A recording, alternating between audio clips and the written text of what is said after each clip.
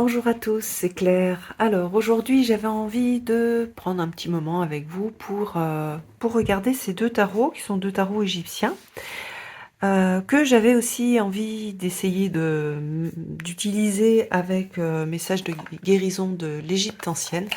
Donc on regardera à la fin lequel va mieux au niveau visuel et puis aussi au niveau de l'esprit. En fait, je trouve qu'ils ont un esprit très différent. Ils sont faits de façon différente et ils transmettent des choses un peu, oui, un petit peu différentes. Voilà. Alors, le premier, c'est le tarot égyptien d'Intuitive Édition. Alors, peut-être que vous le connaissez déjà parce que c'est un vieux tarot qui était publié chez Los Scarabeo, qui a été repris par les éditions intuitives. Alors, hop, je vais faire un petit zoom. Voilà. Donc, il arrive dans une boîte classique en carton souple. Combien est-ce qu'il coûte? 24,90 €. Et puis, alors ça, ce sont deux cartes de présentation. Hop, je les laisse de côté. Ils ont sont des petits parchemins peints. Alors, si vous êtes allé en Égypte, vous en avez probablement vu. Il y a encore des artistes aujourd'hui qui font des, des reproductions, des petites peintures sur du parchemin. C'est très joli. Moi, j'en ai une avec un arbre de vie que je mets souvent sur mon autel. J'aime beaucoup. Je trouve ça vraiment très très beau. Alors là, le tarot, dans des anciennes versions, je pense, enfin en tout cas c'est probable, qu'il y ait eu le nom des cartes en plein de langues différentes. Là, on a juste le tour noir, très sobre. Bon, on a deux fois les numéros pour les majeurs, c'est bizarre. Mais bon, ça ne me gêne pas particulièrement. Pour les mineurs, vous verrez, on a le numéro et puis un petit dessin. Donc là, on voit bien que c'est des coupes. Voilà, on voit que c'est des deniers, des bâtons et des épées. Donc il n'y a pas de difficulté pour retrouver les suites. Quoi dire d'autre? Alors, le dos est super beau, j'aime beaucoup. Il est réversible pour les gens qui aiment travailler en réversible. Est-ce qu'il est complètement réversible? Non, je vous dis les bêtises, le fond n'est pas réversible. Il y a juste Neckbet c'est cette partie-là qui est réversible, mais pas le fond. Mais bon, il n'est pas très visible, donc ça pose pas de problème à mon avis. Alors ensuite, on a 78 cartes. Qu'est-ce qu'on a dedans? Hop. Alors, on a l'origine des tarots, la naissance d'une légende. Franchement, je l'ai trouvé, cette partie-là, super intéressante. Le culte égyptien aussi, c'est super intéressant. C'est très... il y a plein de choses qui sont bien, qui permettent un peu de situer cette sorte de fascination pour les cultes égyptiens qui a aussi... qui a été la base du travail aussi de la Golden Dawn. Donc vous allez voir, celui-là, il est basé sur le Rider-Waite. Et il y a un petit peu de Thoth aussi. Et donc voilà, il y a donc ici Teteia, Alistair Crowley. Donc ça, j'aime bien parce qu'en fait, ça permet de un peu démystifier et puis de comprendre comment est-ce que le tarot a évolué et la vision du tarot a évolué. Donc l'interprétation du tarot égyptien, le tirage, donc il y a un tirage qui est le tirage de la pyramide de l'identité. Il y a beaucoup de cartes, 10 cartes. Et puis ensuite, pour les arcades majeures, on va avoir pour chaque carte donc le nom de la carte et le mot, comment dire, le titre de la carte qui n'est pas sur la carte. Par exemple, ça aurait été plus intelligent, enfin en tout cas ça aurait été, à mon sens, plus intéressant d'avoir le fou, le nom ou peut-être le titre, non peut-être juste le fou. Oui. C'est vraiment bizarre que ça n'ait pas été fait. Alors après, donc on a le battleur, pareil, vous voyez ici on a quoi? C'est l'homme parfait doté d'une volonté prête à l'action. Et puis on a des mots-clés. pour les mineurs, on a quelque chose d'intéressant, c'est une explication de la carte. Enfin, une explication. Par exemple, ici, pour l'as de bâton, on a le sceptre d'Horus. Pour le 2 de bâton, c'est l'œil de rat. Et puis, on va avoir très peu de mots-clés. Donc là, on en a 3. Ici, on en a 1. Là, on va en avoir 3. Donc, vous voyez, il n'y a pas grand-chose pour les mineurs. Donc, pour les débutants, c'est quand même vraiment juste, je trouve. Voilà. Bon, pour les gens qui ont l'habitude d'utiliser le tarot, c'est bien parce qu'on a les informations sur les mineurs, mais on n'a rien sur les majeurs. Alors, au niveau donc des cartes, voilà, ici on a le fou. Donc, on reconnaît visuellement le fou. On voit l'influence du Thoth avec le crocodile. Hein. Là, on n'a pas le petit chien du rider ou du tarot de Marseille. On a le sac et on a le bâton. Alors, qu'est-ce qui est écrit ici? On n'en sait rien. J'aurais bien aimé le savoir. Il faudrait que je prenne le temps avec un dictionnaire de voir ce qui a été écrit. J'ai jamais pris le temps de le faire, mais puis surtout, je l'ai peu utilisé. Je l'ai depuis un petit moment, mais je l'ai pratiquement pas utilisé. Donc voilà. Alors, on ne sait pas qui est représenté quand on connaît l'Égypte. Petit peu les divinités, on s'en doute, mais voilà, on l'a pas forcément. Alors là, celui-ci, je crois qu'il s'appelle le temple d'Iris, d'Isis. C'est parce que l'autre, c'est un lapsus, parce que l'autre est réalisé par Iris Quentin. Attendez, je regarde. Le seuil du temple d'Isis. Donc voilà, on a quelques infos. Là aussi, on a Isis. Là, c'est plutôt, je pense, un pharaon. Donc, vous voyez que c'est vraiment l'imagerie traditionnelle égyptienne que je trouve très jolie. Je le trouve, voilà. Il est simple, il a un aspect ancien. Voilà, il n'y a rien qui a été réinventé. Et en même temps, il est très beau. Voilà, on a Anubis. C'est voilà, c'est un beau tarot. Donc là, vous voyez elle est super belle, celle-ci aussi. J'ai vraiment l'impression que ça a été peint sur le papyrus, puisqu'on a des traces. Donc, je pense que l'artiste a dû faire sa peinture sur du papyrus. Donc voilà. Voilà pour celui-ci. Pour les arcanes majeures, décidément. Et ensuite, on a les coupes. Donc, vous voyez, l'as de coupe. On reconnaît bien, c'est pas trop difficile. Les dessins sont assez... on a plus quelque chose de type... ça fait plus... comment dire? On a plus un esprit de Marseille. Donc, on n'a pas des scènes du rider. Voilà, on a des petites coupes, oui. Et après, par exemple, là, le 4 de coupe.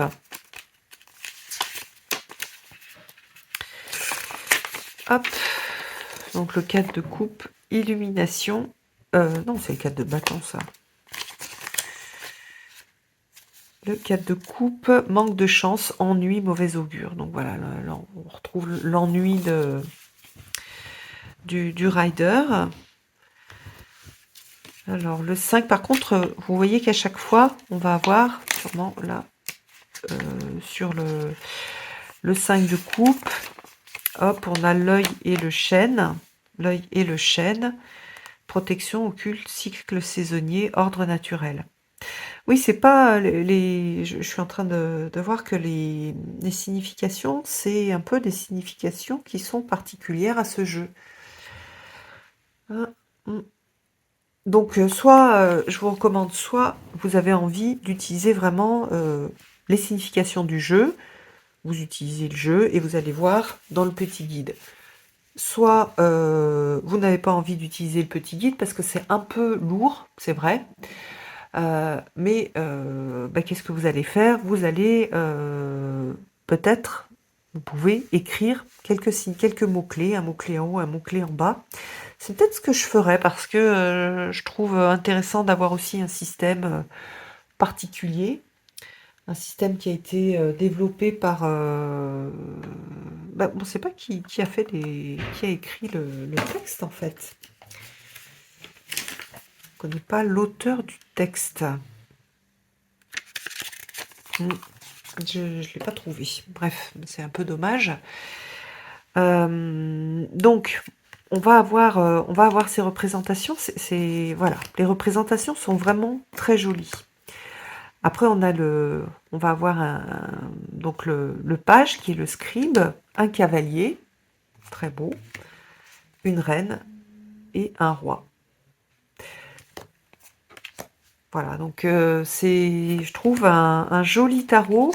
Je le préfère à celui qui est tout doré. J'aime mieux son... Moi, je l'aime mieux. Je trouve plus... J'aime bien sa sobriété, en fait. Alors, celui qui est doré, par contre, on retrouve l'aspect flamboyant qui devait y avoir dans les temples. Alors, on en retrouve peu aujourd'hui, mais il y a quand même des endroits où les couleurs ont été préservées, où elles ont été restaurées. Et donc, on a cet esprit très axé bah, sur le doré, sur l'or, le soleil. Donc voilà, à chaque fois, on a un petit scribe. On a un cavalier, une reine. Celle-ci ressemble un peu à Néfertiti. Et puis un roi. Je pense que si on prend un petit peu le temps de regarder, on doit pouvoir retrouver le nom des rois et des reines. Je me rappelle plus si c'est noté. Non. Donc on a le messager, le voyageur, la dame, le seigneur. À chaque fois... Non, on a le prêtre, l'envoyé de Nephthys, la dame de la vie et le seigneur de la bonté. Donc c'est sympa. Donc là aussi, ça peut être intéressant de noter dessous le titre. C'est dommage qu'il n'y ait pas les titres dessus. Il serait plus facile à utiliser, je trouve.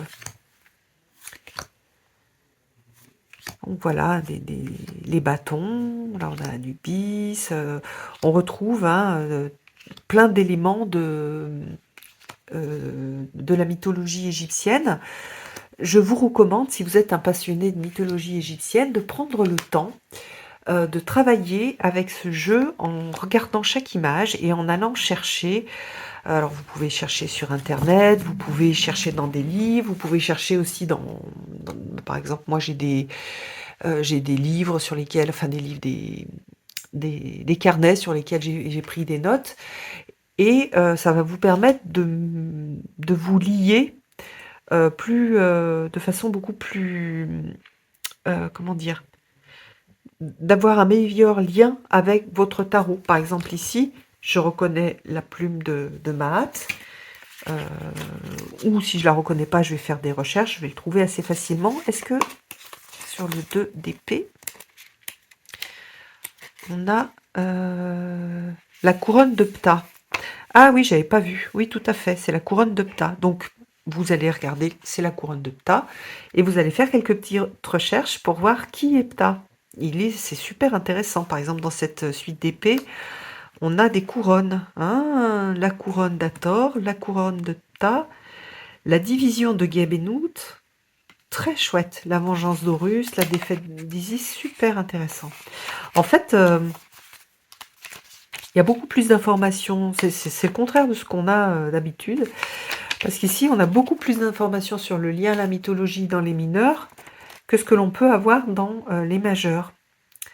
Alors là, par exemple, la force. Voilà, par exemple, sur la force, on n'a pas d'infos sur ce qui est représenté. Donc, ça veut dire qu'on n'a peut-être pas de lien avec la mythologie. On a juste une représentation de la force. Le pendu, l'expiation, avec une idée de dévotion, à mon avis. Alors, le pendu, il y a des chances pour que...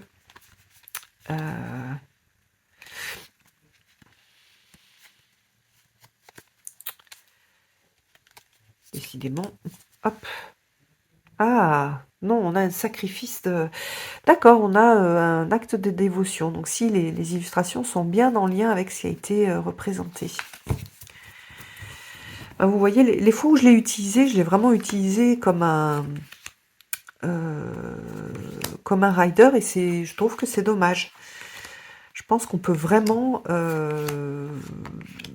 il a vraiment été fait pour se connecter à la mythologie, et à la vie, des personnes, dans cette, longue période de ce qu'on appelle donc l'Égypte ancienne. Donc, voilà, alors donc, je suis contente de vous l'avoir montré parce que ça m'a permis de découvrir, d'autres choses sur ce tarot. Je l'avais un peu sous-estimé. Je le trouve très chouette. Si vous êtes passionné d'Égypte ancienne, je pense que vous pouvez, aussi, l'utiliser, comme, support pour apprendre. Enfin comme, en fait, c'est des pour avoir des idées pour apprendre, pour vous reconnecter à cette Égypte ancienne. Un petit peu comme, enfin le travail que j'ai fait pour le message de guérison, enfin j'imagine que vous êtes beaucoup à le connaître, mais je vous remontre, j'avais fait pas mal de recherches, pas juste sur la mythologie, mais sur les significations des symboles, et bien sûr on a aussi voilà, on a comment dire, les dieux et les déesses, mais on a aussi plein de choses sur l'histoire, hein, pour le créer. J'ai regardé le travail d'historiens, de chercheurs, donc et d'historiens et pas de chercheurs. Je suis fatiguée, je trouve pas mes mots aujourd'hui. Euh, D'archéologues, voilà. Donc voilà, on peut faire ce travail avec tout seul, avec ce jeu où voilà, j'ai un symbole, j'ai le nom d'une divinité et je vais aller chercher à quoi elle correspond. Voilà, toutes ces coiffes, tous ces chapeaux, qu'est-ce qu'ils représentent et quel est à quel personnage il est relié et qu'est-ce qu'il représente. Donc je lui trouve beaucoup de richesse. Hop, donc voilà pour ce tarot. Maintenant, on va regarder le tarot de Kemet. Donc ça, c'est un... Alors, je vais un peu agrandir. C'est un tarot qui a été... Quand est-ce qu'il a été publié? Je crois l'année dernière. Peut-être en début d'année.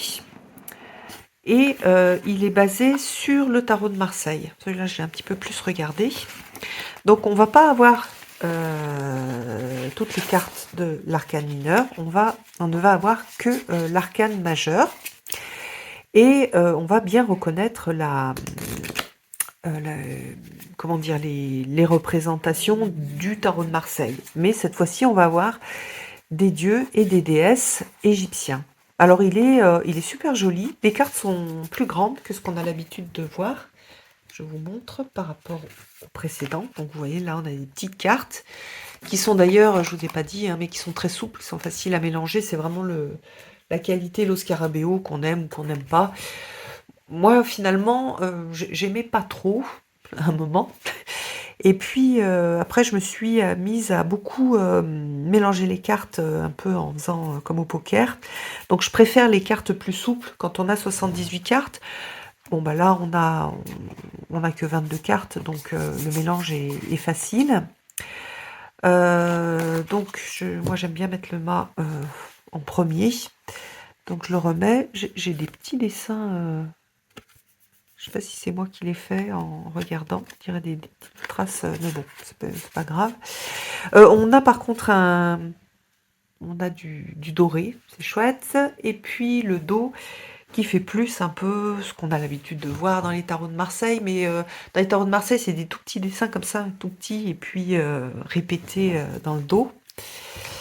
Donc voilà, on a une petite pochette en satin un peu plus rigide que les autres. J'aime bien en fait cette qualité de pochette. Et puis un livre, voilà, donc il y a eu pas mal de boulot qui a été fait au niveau du livre aussi. Alors on va regarder les cartes. Donc à chaque fois, on va reconnaître la carte avec le dieu. Alors, on va... Non, on va regarder le livre en premier, parce que ça permet comment dire, de plus apprécier les cartes, je trouve, quand on a regardé le travail qui a été fait au niveau de l'écriture. Donc on a des petits, un petit texte hein, qui est très joli. L'introduction, alors il y a introduction, Kemet, la terre alchimique, décidément. Un enseignement par l'image, d'essence féminine, une image vaut 1000 mots, 10 000 mots, c'est très intéressant aussi. Le tarot, une cartographie de l'âme. L'Égypte, une cartographie sacrée. L'art des imagiers, l'art hiéroglyphique et l'opérativité des images. Dieu et déesse, des énergies en action. Le temps cyclique, à la source de la pensée égyptienne. Alors, les 9 corps égyptiens, Kemet et l'alchimie, les symboles sur les cartes. Donc, en fait, je trouve que ce tarot, c'est aussi un livre. Enfin, il y a des, ça a été, enfin, il y a un travail très intéressant qui a été fait au niveau du livre. Alors, on a la représentation, enfin, et l'association avec chaque dieu ou déesse, ou avec des, par exemple ici, où est-ce que c'est? Le choix de Nephthys avec des parties de la mythologie. Voilà, et puis voilà, donc ça, on a ce lien avec la mythologie. On a une utilisation opérative du tarot, rituel de consécration du tarot. Donc vous voyez qu'au niveau déjà du langage, on a un langage d'alchimie. Donc voilà, l'introduction, donc grande introduction. Kemet, terre alchimique, même chose, on a ce côté de l'art de la transmutation, l'art du travail alchimique, qui est exprimé à travers justement cette mythologie égyptienne. Et donc il y a l'explication brève de l'alchimie et le lien avec l'Égypte. L'enseignement par l'image, ça c'est aussi, je trouve, passionnant, hein, cette importance de l'image que l'on retrouve dans les mondes anciens, parce qu'il y avait peu de lettrés. Donc l'image était très importante. Donc qu'est-ce qu'on a? D'essence féminine, une image vaut 10 000 mots. Voilà, donc avec donc une citation du Yi King. Le tarot, une cartographie de l'âme. L'Égypte, une cartographie sacrée. Donc vous voyez que au-delà de l'utilisation divinatoire, on a vraiment une utilisation magique du tarot qui est proposée. Une utilisation aussi de transformation, donc un lien très fort avec cette idée de transformation et d'alchimie. Transformation du matériau vil, brut, en un matériau noble. Donc ça, c'est comment dire, au niveau psychologique, c'est une image du travail sur soi. Le temps cyclique à la source de la pensée égyptienne. Donc pareil, les 9 corps égyptiens, donc avec l'explication. Et elle propose des analogies personnelles par rapport aux archétypes de Jung. Donc ça, c'est intéressant aussi. Il y a un vrai travail de recherche, de travail personnel aussi, donc d'intégration et de mise en forme pour transmettre tout ce travail. C'est vraiment un beau, je trouve que par exemple dans celui-ci, par rapport au précédent, où il y a peut-être eu un travail personnel, mais on le voit pas, il transparaît pas. Là, on a vraiment... Alors attendez, je me redécale pour... hop, pour qu'il fasse la netteté plus facilement, voilà. En tout cas que... hop, que ce soit plus clair. Donc on a un vrai... voilà, un vrai travail de recherche, un travail d'intégration, de travail sur soi, voilà, il a mis tout ça dans ce que je dis souvent pour moi, dans son chaudron intérieur, et après ça a été voilà, une retranscription pour permettre de transmettre ce qu'elle elle en a retiré. Donc c'est super intéressant pour les gens qui ont envie de travailler au niveau alchimique et au niveau développement personnel et au niveau psychologique. Il y a vraiment pas mal de choses. Donc alors là, les symboles. Et puis donc les deux arcanes majeures. Donc étant donné la profondeur de ce qu'il y a dans le jeu, je trouve intéressant aussi qu'il n'y ait que les arcades majeures. Parce que on va vraiment faire un travail, pas un travail du quotidien. C'est pas un jeu qui, de par son énergie, qui va être adapté, enfin, en tout cas, il est moins adapté, par exemple, qu'un rider pour faire du travail du quotidien. Par contre, il va être très puissant pour faire un travail personnel. Donc, qu'est-ce qu'on a? Par exemple, ici, le battleur. Alors, attendez, je vais respecter quand même son ordre. Je vais remettre le mât derrière. Donc, le battleur. Donc, on a Ptah pour le battleur. Donc, on a une représentation du tableau de Marseille, mais avec une tête et puis un petit peu des couleurs aussi qui sont liées au dieu, donc Ptah. Alors, qu'est-ce qu'elle met? Des transcriptions égyptiennes et grecques. Ptah, animal, hypostase et associé, donc on a le taureau Apis, élément, le feu terrestre, les couleurs, l'affiliation cosmogonique, c'est l'époux de Sekhmet et le père de Néfertum.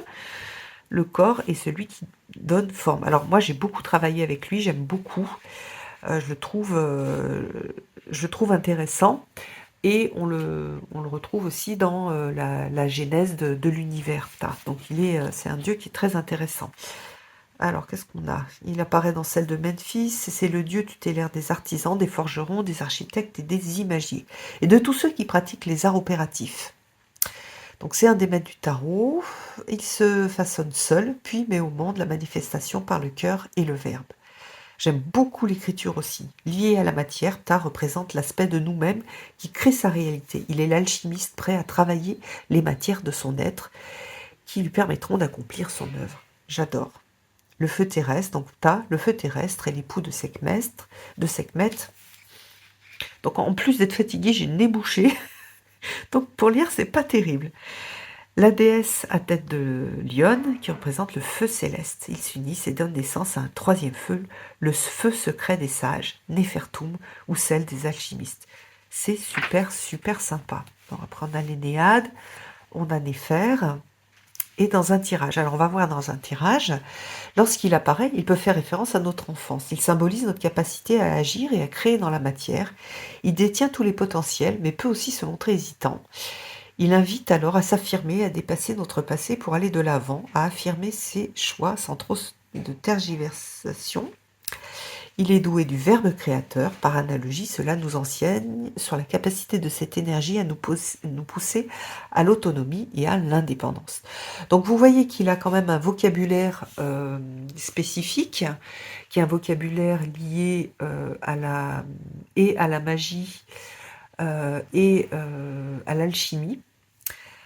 Donc il demande un peu de réflexion, puis si on ne connaît pas du tout, ça demande de se familiariser avec ce vocabulaire, mais il y a pas mal d'explications au départ pour aider à ce travail-là.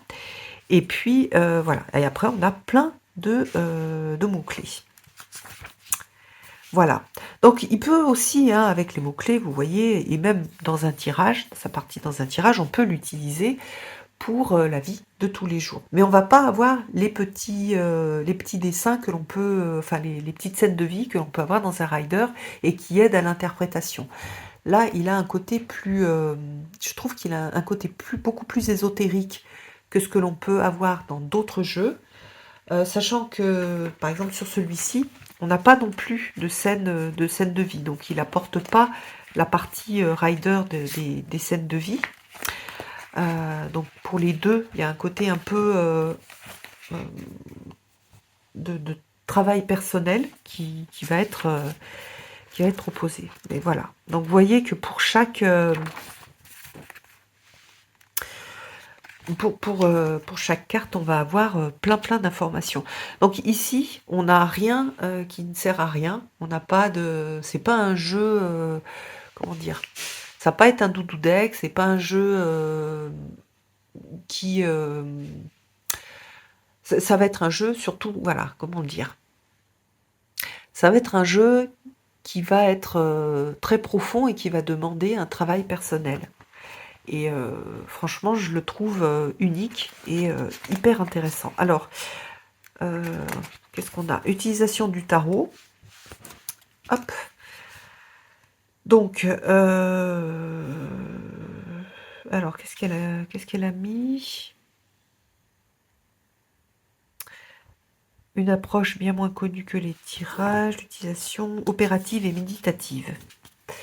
Alors, rituel de consécration du tarot. Donc là, voilà, hop. Donc, vous voyez qu'ici, on a une partie qu'on retrouve, par exemple, dans les personnes qui, enfin, dans le travail des personnes qui font de la magie. Alors après, les modes de tirage. Donc, 3 possibilités s'offrent à vous. Soit pour travailler une énergie particulière pour lever un blocage, soit pour demander un allié pour un travail particulier, soit pour un travail de connaissance de soi par, votre énergie de naissance. Alors on va regarder. Donc ça, pour travailler avec un allié, on a un petit rituel, une offrande. Voilà, il y a beaucoup de choses qui sont, proposées ici. Pour lever le blocage, je crois que c'est assez simple. C'est, on va tirer juste une seule carte. Voilà, avec, laissez vos regards balayer la carte et pour finir, fixez vos yeux sur les hiéroglyphes. Donc on a ce travail un peu de magie à travers l'image. La parole et geste, l'arcane de naissance, comment est-ce qu'elle l'a calculé, elle? Alors, le premier, si vous êtes né entre le 1er et le 22, prenez l'arcane correspondant. Si vous êtes né au-delà du 22, par exemple le 23, additionnez le 2 et le 3. Donc, par exemple, attendez, le 2 et le 3, ok. Pour le 24, le 2, le 4, le 6, d'accord. C'est celui de votre personnalité. Ok. Et après, il y a un exercice pour les enfants, tiens. Intéressant. Ça, je l'ai pas. Bon, moi, mes enfants sont grands, ce sont des adultes. Donc ça, c'est vrai que j'ai pas testé. Et puis, utilisation par tirage. Alors, elle fait très rarement des tirages. Elle fait plutôt du travail d'utilisation opérative, donc alchimique. Euh,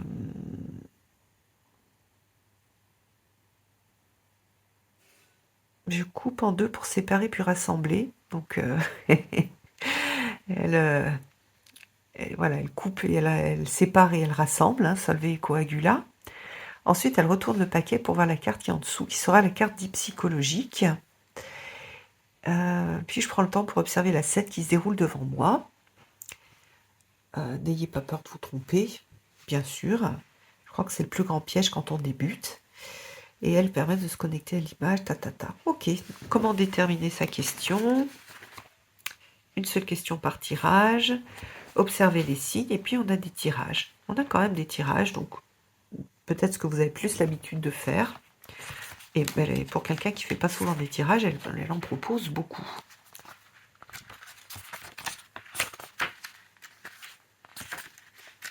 Franchement, il est vraiment super. Petite conclusion, des remerciements. Et puis, on a une bibliographie, donc très intéressante aussi.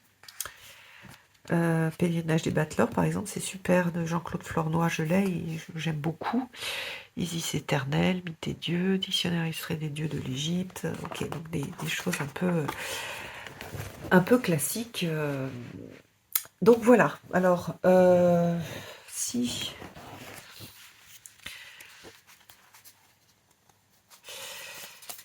Alors, si je veux l'utiliser avec...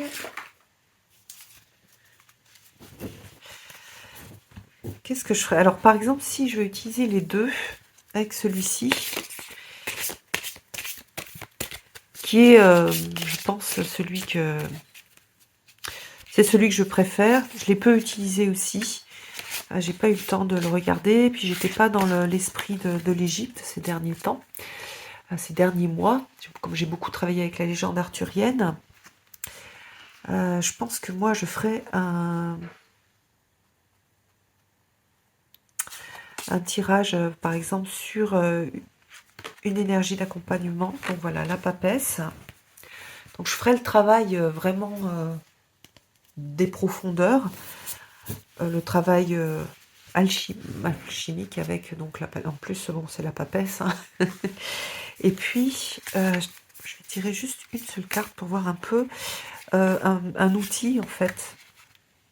Et voilà, donc je travaillerai avec les deux, avec le texte d'inspiration qui correspond un peu à un outil. Donc je vais travailler avec l'eau, avec cette idée d'inondation, de nourriture. Vous voyez qu'ici on a vraiment cette idée d'alchimie, de guérison et de transformation avec le Nil. Et puis, alors moi vraiment, je vous invite pour celui-ci, ce serait tellement dommage de pas utiliser le livre. C'est vraiment le livre qui fait toute la valeur du tarot. Hein. C'est toutes les recherches que Iris a faites, la mise en forme et la façon de transmettre sa connaissance par à travers ce livre qui est vraiment qui est précieuse. Et donc après, j'irai lire, j'irai voir comment est-ce que ça m'inspire au niveau du travail personnel. Et vraiment, c'est un jeu avec lequel je vais vraiment faire de l'écriture en fait. Alors je le fais déjà avec celui-ci. Souvent je réécris ce que ça m'évoque, mais là il apporte, je trouve, déjà une autre énergie. Moi j'aime bien travailler avec des jeux que je n'ai pas réalisés parce que ça m'apporte un point de vue extérieur, un petit peu comme si il y avait Iris qui était là et qu'elle m'apportait aussi sa vision des choses. Quand on est auteur, c'est aussi très intéressant d'aller voir ce que font les autres, de se frotter un peu à l'énergie de ce que font les autres. Et moi, j'aime beaucoup, beaucoup ce qu'a fait Iris.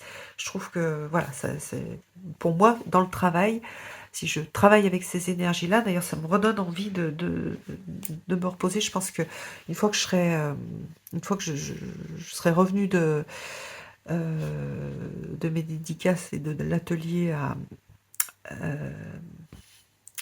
je suis vraiment désolée. Je trouve pas mes mots. À Brocéliande, à Pimpon, je me remettrai à travailler sur ces énergies, enfin, travailler avec les divinités égyptiennes, surtout que j'ai à nouveau quand même pas mal. Vous savez que les- comment dire, le dieu avec lequel je travaille beaucoup, bon, la déesse c'est Isis, mais c'est moins, j'ai moins de, comment dire, le dieu qui m'apparaît dans mes rêves, c'est Seth. Donc voilà, il revient faire une petite visite dans mes rêves. Donc je pense que je vais peut-être travailler avec lui. Puis j'aime beaucoup aussi travailler avec Sekhmet parce que déjà j'ai fait du travail par rapport à la colère en utilisant Sekhmet et que je veux retourner sur ce travail. Donc vous voyez, j'ai la force et la carte de la mort. Donc voilà. D'ailleurs, elle l'a pas mis au niveau du... Ah non, là, au niveau du diable. Donc voilà. Donc tout ça pour dire que c'est vraiment... je trouve qu'il y a un travail qui est précieux, qui a été fourni par Iris. Et c'est dommage qu'on ne voit pas plus souvent. C'est vrai que je ne l'ai pas beaucoup vu, ce tarot. Alors si je fais, par exemple, par contre, un travail avec l'autre, je vais prendre une carte de message de guérison. Hop. Alors, donc, mout. Donc, je sais que, voilà, je vais sûrement faire peut-être un petit rituel. Mais j'ai aussi, si j'ai pas envie de faire de rituel ou de travailler ou de m'inspirer de mout, je peux juste regarder le message. Donc là, on a cette idée de sagesse du féminin. Invoque-moi si tu souhaites un conseil, puis guette les réponses que je t'envoie à travers les synchronicités. Donc là, on a mout. Et je vais utiliser le tarot de façon plus, on va dire, traditionnelle.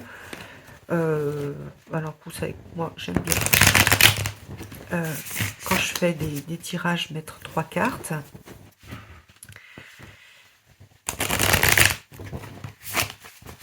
Et puis, je vais vous faire un petit tirage de 3 cartes. Alors, j'utiliserai, je pense, le guide.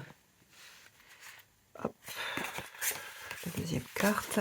J'aime beaucoup, c'est joli aussi. Hein. Franchement, au niveau visuel, c'est super joli avec ce tarot. Très beau. Donc, vous voyez, là, j'ai voilà, j'ai un arcane majeur. Donc, je vais aller voir ce qui est écrit dans l'arcane majeur, même s'il n'y a pas grand-chose. Et puis là, j'irai voir le lien avec... Donc là, vous voyez, là, il y a la barque. Là, on a le lotus. Donc, je peux avoir certaines idées, enfin, puisque je connais le lien avec ces symboles. Mais c'est intéressant. Alors, attends, juste pour voir. C'est vrai que j'ai peut-être envie de voir comment est-ce que... comment c'est représenté le 8 de coupe. Donc, on a les pouces de papyrus. Ah oui, pardon, c'est le papyrus. Décidément. Mais c'est vrai que ça ressemble un petit peu à certaines fleurs de lotus, mais non, c'est vraiment le papyrus qu'on trouve en haut des colonnes. Donc on a la maturation qui s'arrête, les illusions, rêveries, invraisemblables. D'accord, donc là ça fait très Rider-Waite.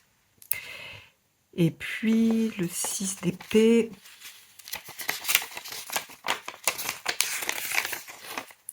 Départ, aventure, introspection, recherche, hardiesse. Bon là, j'ai pas posé de questions particulières, donc c'est vrai que j'aurais dû poser une question, ça aurait été plus facile pour l'interprétation. Et puis ici, bah donc c'est le monde.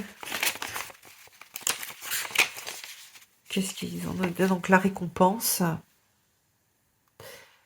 La modestie renferme toutes les choses, tous les secrets seront dévoilés, toutes les calices remplis et toutes les blessures seront guéries. Bon, là, ça me rappelle les petits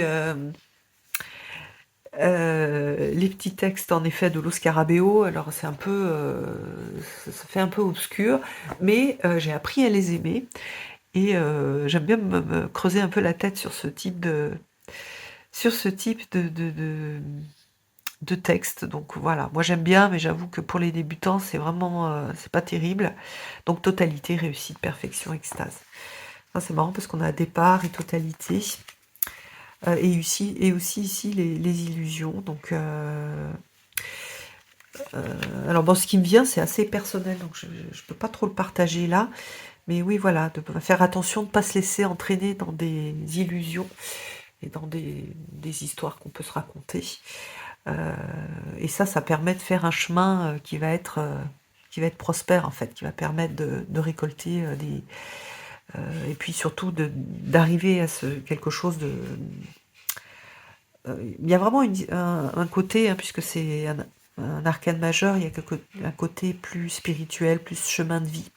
Donc voilà, on a cette idée peut-être de cette partie-là sur du quotidien, de conseils sur du quotidien, mais qui apporte cette partie de complétude, en fait, avec une idée de voir un petit peu les synchronicités, et puis de travailler avec cette sagesse du féminin. Bon, voilà pour ça. Moi, je suis contente d'avoir passé un petit peu de temps. Ça fait longtemps que je voulais vous présenter ces 2 tarots, et en fait, souvent, en prenant le temps de présenter les tarots, en vous les présentant à vous, bah, ça me donne aussi de l'envie de retravailler avec. C'est vrai que j'avais déjà vu, hein, celui-ci, que vraiment il y avait un super bouquin, j'avais lu, hein, j'avais trouvé vraiment chouette quand je l'ai reçu. Puis après je l'avais mis de côté, parce que voilà, parce que j'étais plus sur les énergies, d'Avalon et là ça me donne vraiment envie, de m'y remettre, puis ça me donne envie de retourner en Égypte, mais bon, ça c'est autre chose. Allez, je vous embrasse tous, passez, une bonne journée et puis ouh là là, la vidéo elle est longue, mais bon, voilà, c'était, ce petit moment ensemble, pour vous montrer, ces 2 tarots. À bientôt.